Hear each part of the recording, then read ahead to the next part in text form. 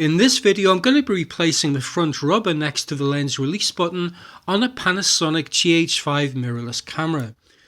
This is by far the easiest part to replace on the GH5 since, unlike the other rubber parts, it doesn't require taking the camera apart.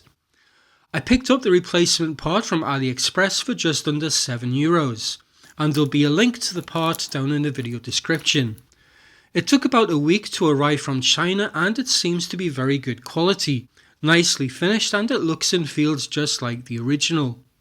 So, time to get it installed.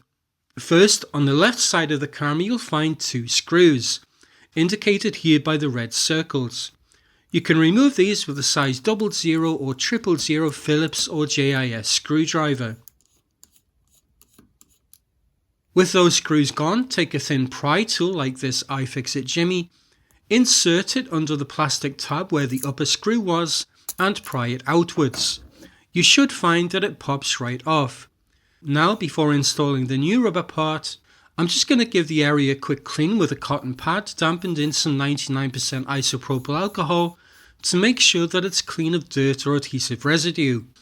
If you take a look at the back of the new part, you'll see these four small plastic tabs indicated by the red circles. These tabs slot into these four cutouts on the camera body. On the other side you'll see a small adhesive strip on one edge and another small tab here in the middle.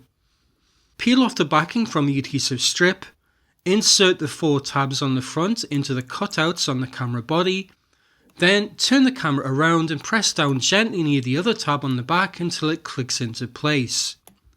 Now press down on the top below the mic port where the adhesive strip is to secure it. Finally, all that's left to do is to reinstall the two screws at the top and the bottom. Rotate the screws anti-clockwise first until you hear a click and then rotate clockwise to tighten them.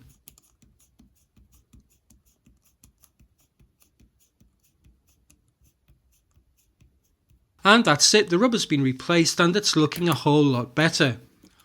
Obviously all the other rubber parts also need replacing on this camera, but I'll be making a separate video for those since they're a lot more complicated as they require taking the camera apart.